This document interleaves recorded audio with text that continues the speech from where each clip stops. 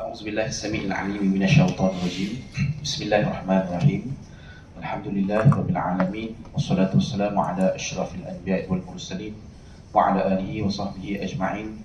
سبحانك لا علم لنا إلا ما علمتنا إنك أنت العليم الحكيم. قال رب اشرح لي صدري ويسر لي أمري واحلل عقدة من لساني يفقهوا قولي. InsyaAllah sama-sama kita buka majlis dengan umul kitab Al-Fatihah. Bismillahirrahmanirrahim. Bismillahirrahmanirrahim. Iyyaka na'budu wa iyyaka nasta'in.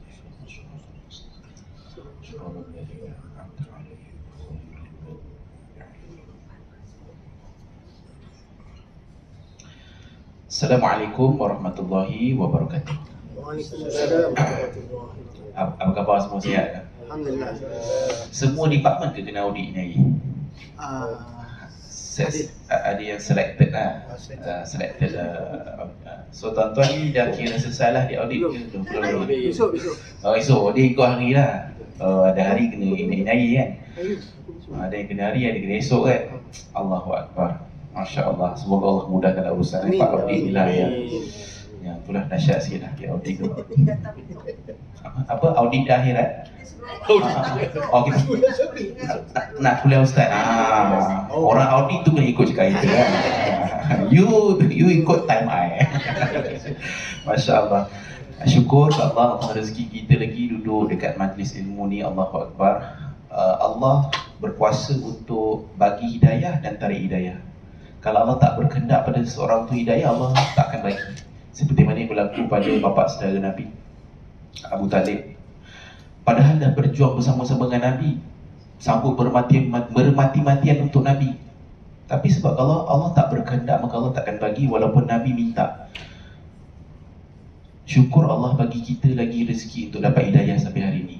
Dan kita jangan rasa kita bagus sangat, sebab ada orang yang Allah tarik hidayahnya di hujung-hujung nyawa ni. Nabi sebut dalam satu hadis, innamal a'malu bil khawatim. Sesungguhnya amalan itu adalah pada pengakhirannya. Kita mungkin ini hari kita boleh pergi kuliah, kita boleh baca Quran lagi, zikir, berkawan dengan orang-orang yang baik-baik. Tapi belum tentu lagi hujung nyawa kita ni kita boleh mati dalam keadaan macam ni. Dan kita dikira mengikut akhir iman kita tu dekat mana takat dia.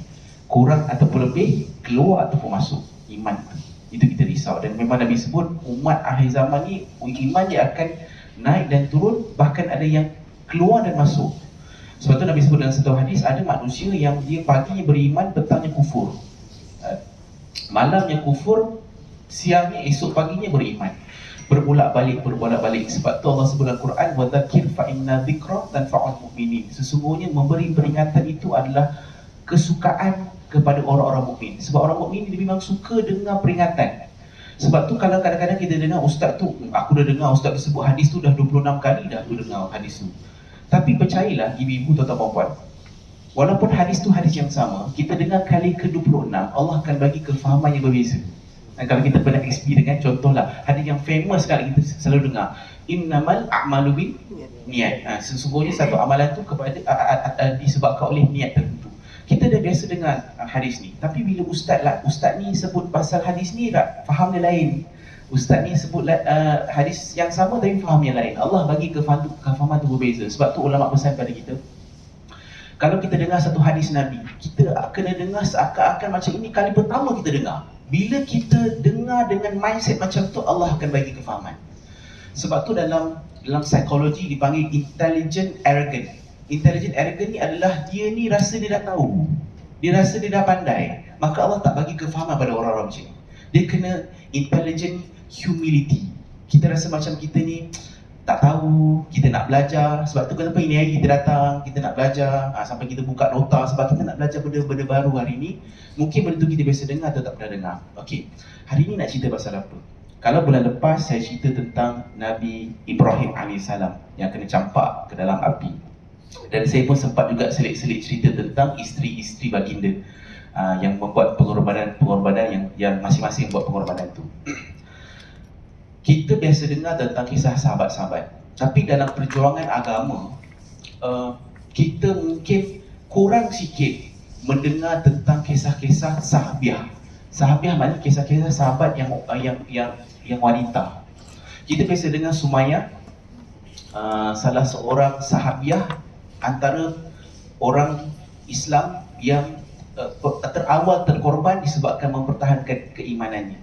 Hari ini saya nak cerita tentang apa? Ini adalah cerita tentang seorang wanita yang tempatnya telah pun dijanjikan di syurga, seorang wanita yang digelar Ummul Mukminin. Mungkin ada yang dah dapat tangkap dah siapa wanita ni, siapa wanita istimewa ni. Sehingga kan wanita ni walaupun dia sudah tiada, cinta suami padanya tetap kekal bertambah-tambah walaupun suami telah berkahwin. Siapa dia? Khadijah. Ummul Mukminin Siti Khadijah Al-Kubra, Siti Khadijah Khuwailid. Kita biasa dengar. Tengah hari ni saya nak kongsikan beberapa sisi-sisi yang mungkin tak biasa dengar. Okey, dan saya akan kongsikan. Okey, tapi macam biasa, apa yang saya sebut kat sini jangan cerita kat orang lain. Cerita sini habis sini je, boleh Nak sebelum dia jemput saya datang. Lagu gurau Okey. Tuan-tuan, beberapa fakta menarik sebelum kita nak pergi pada cerita yang tragis, cerita-cerita yang sedih. Kadang-kadang boleh menitik air mata kita kalau kita baca cerita pasal kisah Siti Khadijah ni. Saya akan ceritakan tengah hari ni, insya-Allah. Pertama sekali, cerita tentang Siti Khadijah. Siti Khadijah ni adalah seorang anak kepada bangsawan dan golongan elit semasa di Mekah. Dan Siti Khadijah ni Allah pelihara, tidak pernah menyembah berhala. Bahkan dalam kisah pernah dibawa ke satu festival penyembahan berhala. Maka Siti Khadijah memang tak buat apa ritual yang dilakukan oleh kebanyakan orang di Mekah ketika itu. Dan Siti Khadijah ni, dia bukan seorang businesswoman.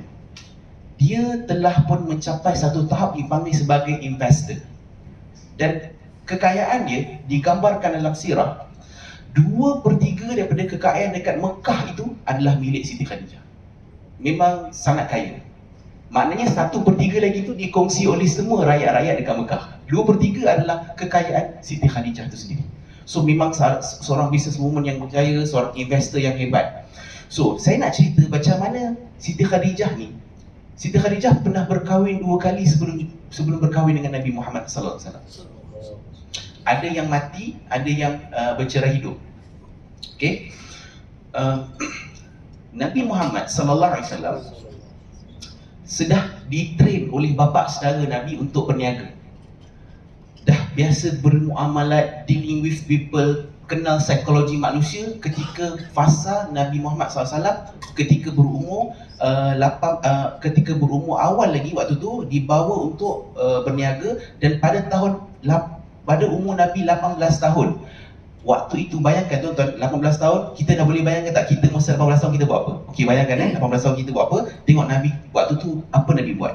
Semasa umur 18 tahun, Nabi diperkenalkan dengan sekel-sekel orang-orang kaya dan elit. Dan waktu itu Sayyidatina Siti Khadijah invest dekat Nabi Muhammad sallallahu alaihi wasallam. Berapa banyak Siti Khadijah invest dekat Nabi Muhammad? Sebanyak 1000 unta. 1000 unta ni bila kita dengar, 1000 unta ni macam tak nampak macam banyak sangat kan.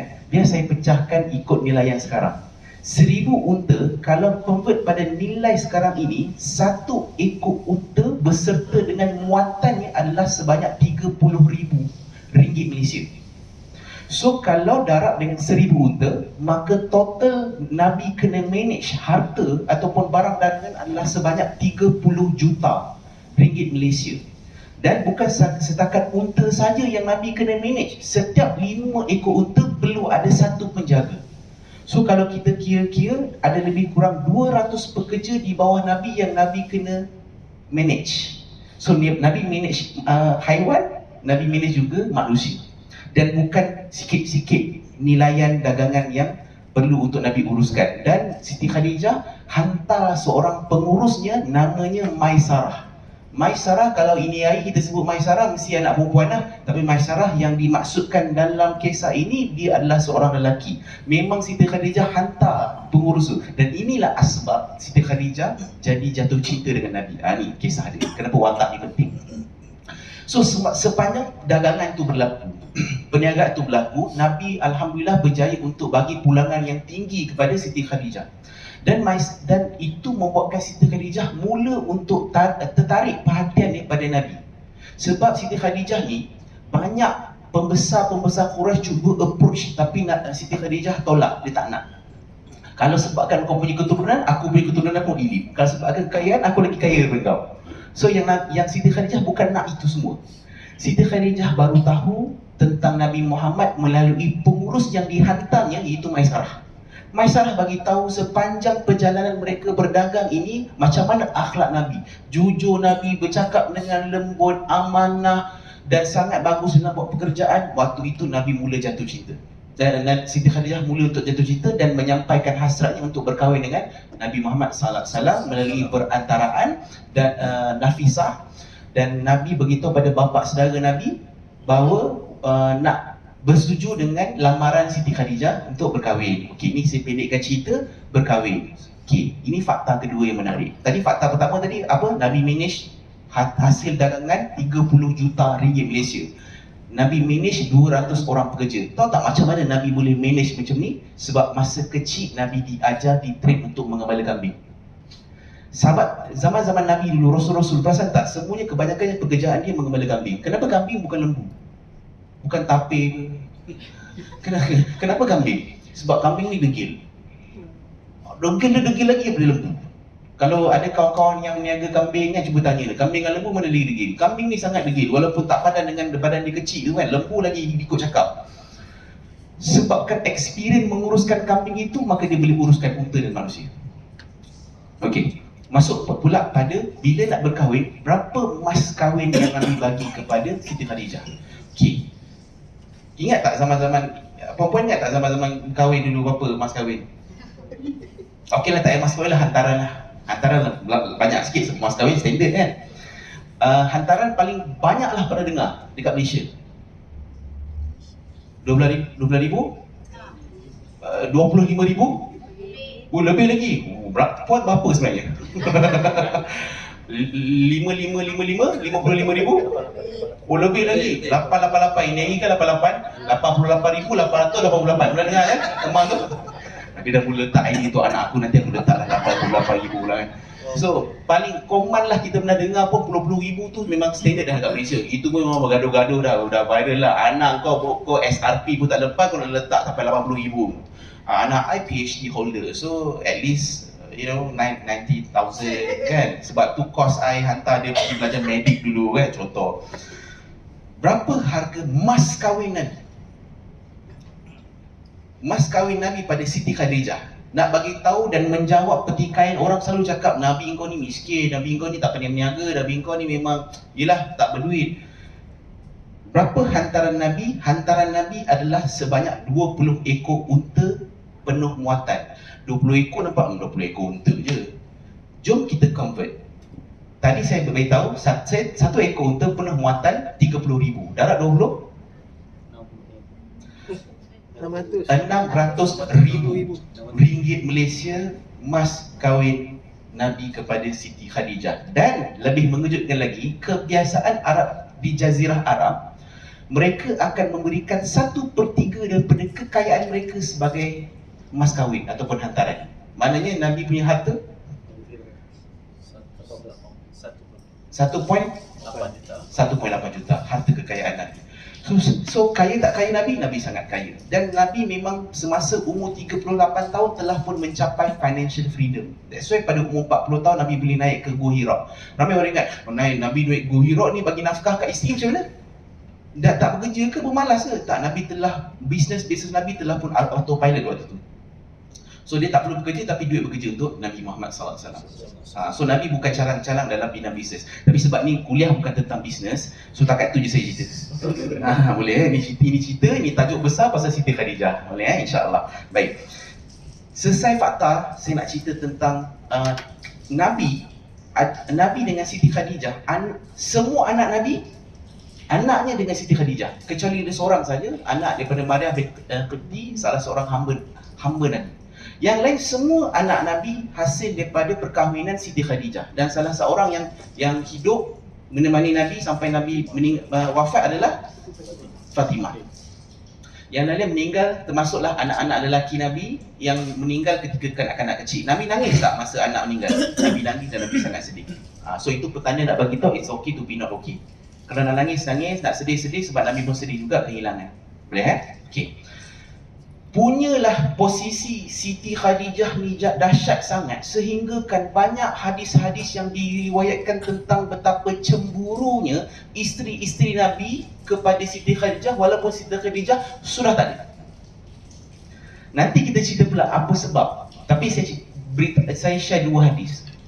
Dua hadis ni tentang kisah Aisyah. Aisyah ni kira kalau among isteri-isteri Nabi yang masih hidup ni, Aisyah ni kira antara isteri yang paling disayangi lah.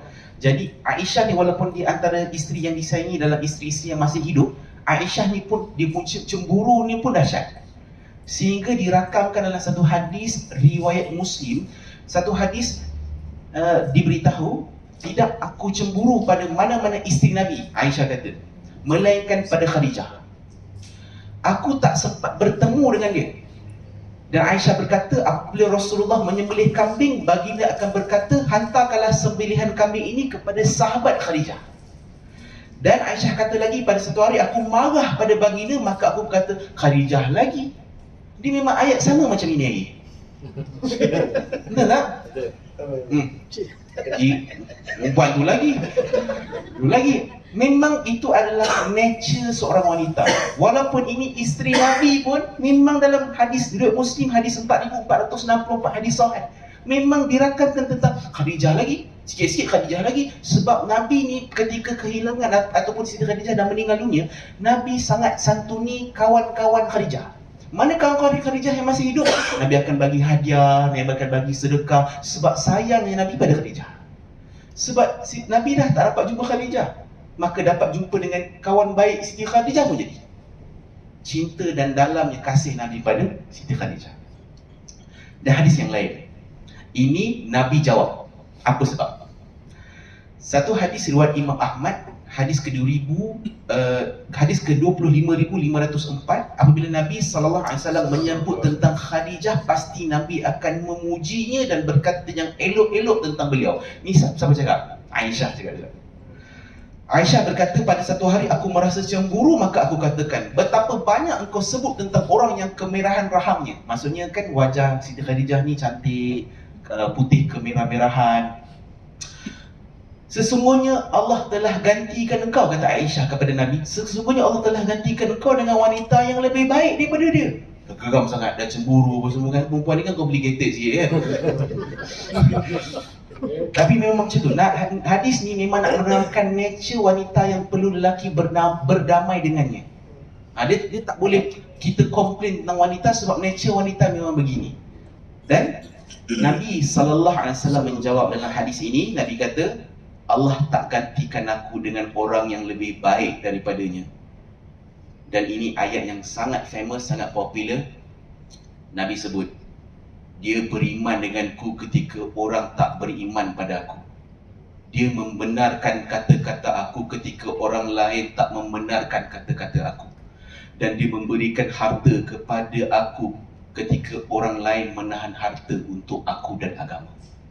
Dan Allah rezekikan aku mendapat anak melaluinya ketika Allah tidak rezekikan aku anak dengan wanita selainnya. Dan Nabi bagi tahu sesungguhnya Siti Khadijah ini adalah rezeki yang Allah beri pada aku. Mencintai Khadijah, Nabi kata, adalah rezeki yang Allah bagi pada aku. Sayang betul Nabi dekat Siti Khadijah ni. Jom kita tengok kisah bagaimana menyebabkan Nabi makin sayang kat Siti Khadijah semasa Siti Khadijah ni hidup. So kita kena tahu juga apa reason Nabi walaupun Siti Khadijah dah meninggal tetap juga sayang cinta. Ini kisah-kisah yang berlaku. Saya nak share dua kisah sebab kita pun kuliah tak berapa lama. Dua kisah ni. Saya cerita kisah pertama. Kisah pertama ni kisah yang direkodkan dalam satu hadis riwayat Muslim, hadis ke-160 dalam syarah Sahih Muslim. Hadis ni tentang yang Nabi pergi ke Gua Hira, malaikat turun sampaikan wahyu pertama. Dan memang terselit kisah Siti Khadijah dekat sini. Dan jom kita buat reflection kepada diri kita. Sebab ingatlah saya selalu sebut dalam kuliah-kuliah saya, jangan hanya hafal sirah, tapi macam mana sirah tu kita boleh reflect dalam kehidupan kita untuk kita jadi lebih baik. Okey, kisah hadis ni diceritakan tentang tuan-tuan pernah naik, yang pernah pergi umrah, pernah sampai tak naik Gua Hira? kat bawah je kan. Siapa yang kat bawah saja samalah macam saya. Sebab tinggi betul. Waktu tu saya demam dan saya tak naik. Dan memang kameraman semua naik, lepas tu dia turun balik rakam acah-acah macam saya dah naik. Alhamdulillah, okay, sekarang berada di Gua Hira. Orang lain rasa macam saya naik tapi saya tak naik. Memang saya sakit lah dekat masa waktu naik ke umrah tu. Sebab memang sangat tinggi dan waktu tu sekarang pun jalan tu dah cantik dah pun. Kan zaman Nabi saya tak boleh imagine macam mana. Okay. Ingat tak tadi saya kata pasal Nabi naik ke Gua Hira masa umurnya 40 tahun. Kan? Dan waktu itu turunlah wahyu melalui malaikat Jibril. Malaikat Jibril turun dan peluk Nabi, Iqra. Maka turunlah surah Al-Alaq 1 hingga 5 waktu itu. Okey. Part ni saya tak nak cerita panjang, saya nak cerita Siti Khadijah punya part. Nabi turun dalam keadaan ketakutan sebab Nabi tak biasa jumpa Jibril. Kita pun tak tahu rupa Jibril macam mana. Nabi tak biasa. Maka benda tu buatkan Nabi sangat takut, sangat bimbang, serabut semua ada, anxiety semua ada dalam badan Nabi. Kerana kepala Nabi dah jadi takut, jadi cemas semua ada. Maka Nabi turun saja daripada Gua Hira, turun tu pun bukan 5 minit turun. Lama nak turun tu. Turun dan waktu itu terus Nabi masuk ke rumah dan Nabi sebut ayat ni pada Siti Khadijah. Apa dia? Selimutkanlah aku. Selimutkanlah aku. Lalu Siti Khadijah tanpa tanya lebih lanjut terus selimutkan baginda sampailah baginda terus hilang rasa anxiety, anxious, gementar tu. Alright? Itu pertama. Yang kedua, baginda terus bersabda pada Khadijah, "Wahai Khadijah, apa yang dah jadi kat aku ni?" Baginda pun cerita apa yang dah jadi masa kat Gua Hira dan Nabi kata, "Aku betul-betul dah risau dekat diri aku ni." Tuan-tuan, tengok apa tindakan Siti Khadijah selepas itu. Siti Khadijah sebutkan ayat ni. Siti Khadijah sebut, "Wahai suamiku, jangan kau rasa cemas, kau patut rasa bergembira." Sebab apa? Sebab demi Allah, Allah tidak akan menghinakanmu selama-lamanya. Demi Allah, sesungguhnya kamu telah menyambung tali persaudaraan, berbicara jujur, memikul pada orang lain, suka mengusahakan sesuatu yang tidak ada dan menjamu tamu dan sentiasa membela kebenaran.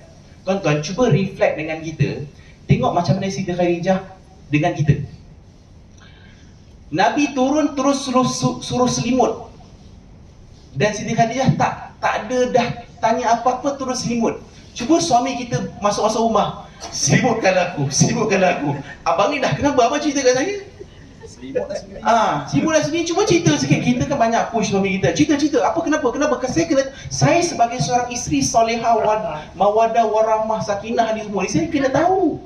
Kan tengok suami kita muka pelik sikit. Abang kenapa muka macam ni? Abang cuba cerita kat saya. Abang ni macam pelik. Dulu tak macam ni. Awal kahwin tak macam ni. Abang kenal lelaki perempuan tu kat mana? Abang dah aktif IG sekarang contoh. Dalam sabur lelaki kita. Betul tak? Siti Khadijah tanpa perlu tanya apa-apa terus selimut, walaupun Siti Khadijah tak tahu pun what happened. Dan kedua, Siti Khadijah tak push pun untuk tanya.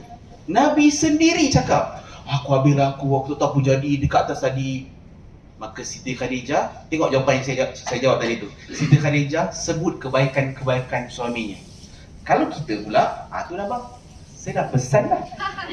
Saya dah cakap lama dah. Saya simpan je, sekarang ni saya kena luah kat abang. Saya dah cakap dah, kenapa abang naik Gua Hira tu? Kan kita banyak macam tu kan. Sebab sayang. Saya dah cakap dah. Sekarang apa dah muka abang? Kan dah Jibril turun. Contoh. Tapi Siti Khadijah dalam keadaan cemas juga, tapi tetap menenangkan Rasulullah. Sebab itulah isteri salehah ini adalah penenang buat suaminya.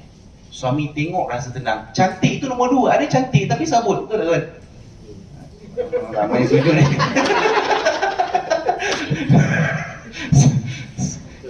Cantik itu dia dah tak jadi cantik kalau tu menyerabutkan kita, betul tak? Dah tak nampak dah cantik tu. Tapi yang menenangkan Siti Khadijah cantik pula tu. Maka waktu ini adalah salah satu contoh bagaimana isteri Nabi membantu Nabi. Tak habis setakat situ je. Yang ketiga, lepas Siti Khadijah dengar, dia tak bebel, dia terus bawa Rasulullah berjumpa dengan sepupu Siti Khadijah. Siapa dia? Waraqah bin Naufal. Waraqah bin Naufal ni siapa? Waraqah bin Naufal ni adalah ahli kitab. yang memang menulis kitab-kitab Injil dalam bahasa Arab dan memang sangat pakar dalam Injil punya pembelajaran. Maka dalam Injil kan ada cerita tentang nabi-nabi yang terdahulu dan kedatangan Rasul yang terakhir. Maka bila ditanya apa jadi, what happened apa semua, maka apa jawapan Waraqah bin Nawfal? Terus Waraqah bin Nawfal sebut ayat ni. Ini adalah namus. Dalam Injil, malaikat Jibril namanya namus, yang dahulunya pernah diturunkan kepada Nabi Musa. Alangkah baiknya seandainya aku ni muda, sebab Waraqah bin Nawfal ni dah tua dan buta. Alangkah baiknya kalau masa aku tahu macam ni, aku masih muda, dan kau dibangkitkan oleh Nabi dalam keadaan aku masih boleh celik dan juga kuat. Tapi dan alangkah baiknya aku boleh hidup di saat sangat kamu bakal diusir oleh kaummu. Sebab masa Nabi dengar ni, Nabi ni orang yang sangat dipercayai, memang orang Mekah sangat sayang. Bila Waraqah bin Nawfal sebut, alangkah baiknya kalau aku boleh hidup saat engkau akan diusir oleh kaummu, maka Nabi terus tanya, diorang akan usir aku? Nabi tanya, ya, tidaklah setiap Nabi akan bangkit membawa tugas sepertimu, melainkan pasti mereka akan dimusuhi. Dan itulah permulaan. Siti Khadijah dengar, dan Siti Khadijah dah bersedia untuk support Rasulullah sehingga di nafas yang terakhirnya. Dia dah tahu suami dia bakal dimusuhi, dan dia dah mentally prepare untuk itu. Cerita pasal Siti Khadijah ni tuan-tuan, dia sangat menyayat hati. Tuan-tuan tahu tak Siti Khadijah meninggal sebab apa? Tak apa. Ustaz tanya, Ustaz jawab. Saya jawab, jangan risau. Memang saya datang tu untuk menjawab semua soalan-soalan, jangan risau. Ramai orang mungkin bila kita tanya Siti Khadijah meninggal sebab apa? Meninggal biasalah. Tak. Siti Khadijah, kenapa Nabi sayang sangat? Sebab Siti Khadijah berada pada fasa Islam tengah dahsyat dan teruk di pulau dan sangat seksa kehidupannya hari-hari. Isteri Nabi selepas itu semuanya dalam fasa Islam dah pun kuat. Sebab itulah kasih sayang seseorang tu kita boleh nampak bukan masa senang, tapi masa susah. Pasangan kita, laki kita, isteri kita, masa kita banyak duit, dia sayanglah kita. Cuba bila dah tak ada duit, cuba dah sakit, terlantar, bedridden, kita pula nak kena jaga dia, kita kena pergi kerja lagi, nak urus anak-anak. Masa itulah kita boleh nampak kasih yang sebenar. Sama juga Siti Khadijah. Siti Khadijah meninggal sebab apa? Siti Khadijah meninggal masa itu adalah fasa umat Islam dipulaukan. Kan diletakkan notis dekat Kaabah, dipulaukan. Siapa yang ikut Muhammad, maka kita tak boleh bermuamalat dengan dia, tak boleh bercakap, tak boleh bernikah, tak boleh berniaga. Dan waktu itu sangat dahsyat dan teruk keadaan umat Islam ketika itu. Dan Siti Khadijah meninggal sebab apa? Sebab dah tak ada makanan dan terlalu lapar, terlalu susah. Sebab nak mengorbankan dirinya semata-mata untuk agama ini terus bergerak dan berjalan. Dan ini kisah terakhir sebelum saya habiskan kita punya kuliah hari ini. Kisahnya adalah kisah detik-detik Nabi jadi makin jatuh cinta dengan Siti Khadijah, tapi waktu itu sudah pun berada di penghujung-hujung nafas terakhir Siti Khadijah. Satu hari Nabi balik ke rumah, lepas kena maki, kena hina, orang kutuk, fitnah Nabi macam-macam, Nabi balik rumah. Dan Siti Khadijah disambut Nabi. Yang sambut Nabi ni siapa? Kekayaannya, dulunya 2/3 kekayaan Mekah dia punya. Disambut Nabi dekat pintu. Dan waktu tu Siti Khadijah nak berdiri, sebab waktu tu Siti Khadijah tengah pegang Fatimah. Nabi kata jangan, duduk situ. Nabi sampai, Nabi angkat Fatimah. Waktu tu Fatimah tengah tidur, letak kat tempat tidur Fatimah. Dan tuan-tuan tahu apa yang Nabi buat? Nabi terus rebahkan dirinya yang baru lepas dihina, difitnah, dicaci dekat luar tu, letakkan kepalanya dekat pangkuan Siti Khadijah. Dan waktu itu Siti Khadijah makan pun tak ada. Dan tuan-tuan tahu tak, sebab makan tak ada, Siti Khadijah menyusukan Fatimah, yang keluar bukan susu tau, yang keluar adalah darah. Maka Fatimah ini, anak Siti Khadijah ni, darah lah yang diminum ketika menyusu dengan Siti Khadijah, sebab Siti Khadijah pun tak ada makan, tak ada minum, susah sampai macam tu. Maka waktu itu Rasulullah pun letakkan kepala dekat pangkuan Siti Khadijah, dan waktu tu Siti Khadijah belai kepala Nabi Muhammad, dan waktu itu tanpa disedari menitik air mata Siti Khadijah ini dekat pipi Rasulullah. Rasulullah terus terjaga. Dia terjaga, "Wahai isteriku, kenapa engkau menangis? Kau menyesal ke kahwin dengan aku? Engkau dulu perempuan bangsawan, engkau mulia, engkau hartawan, tapi sejak kau kahwin dengan aku, kau dihina oleh orang. Semua orang jauh dengan kau. Semua kekayaan kau habis. Kau menyesal ke kahwin dengan aku, Siti Khadijah?" Nabi tanya lagi, sebab tak sanggup tengok isteri dia menangis, menitik air mata. Maka apa jawaban Siti Khadijah? "Wahai suamiku, wahai Nabi Allah, aku menangis bukan sebab tu. Bukan sebab harta aku dah tak ada, bukan sebab orang dah jauh daripada aku, bukan sebab orang dah membenci aku, bukan sebab tu aku menangis." Siti Khadijah kata, "Dulu aku ada kemuliaan, aku dah serahkan pada Allah dan Rasul. Dulu aku bangsawan, kebangsawanan aku pun aku dah serah pada Allah dan Rasul. Dulu aku ada harta, harta itu pun aku serah pada Allah dan Rasul. Wahai Rasulullah,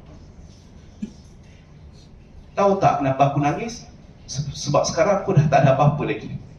Tapi kau masih teruskan perjuangan agama. Wahai Rasulullah, nanti kalau aku mati dan perjuangan agama belum selesai, ingatkanlah mereka tentang kebesaran Allah, ingatkan mereka tentang hak, ajak mereka pada Islam."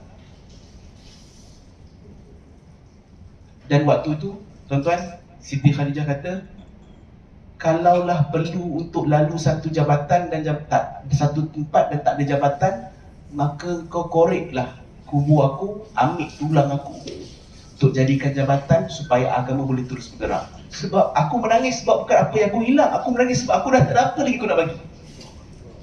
Maka itulah pengorbanan Siti Khadijah kepada Rasulullah SAW, yang buatkan Rasulullah sangat terlalu sayang dan cinta pada Siti Khadijah. Dan tak ada isteri lain yang boleh buat pengorbanan sehebat Siti Khadijah. Maka tak ada alasan dan justify kenapa Nabi sangat mencintai Siti Khadijah walaupun Siti Khadijah sudah tiada di depan mata. Benarlah, cinta ni walaupun tak ada depan mata pun kita tetap akan sayang. Dan itu berlaku pada Rasulullah SAW. Dan ketika Siti Khadijah ini hampir menghembuskan nafas yang terakhir, Nabi bagi tahu pada Siti Khadijah, "Wahai Siti Khadijah, Allah beri salam padamu dan telah sediakan istana daripada permata untukmu, wahai isteri."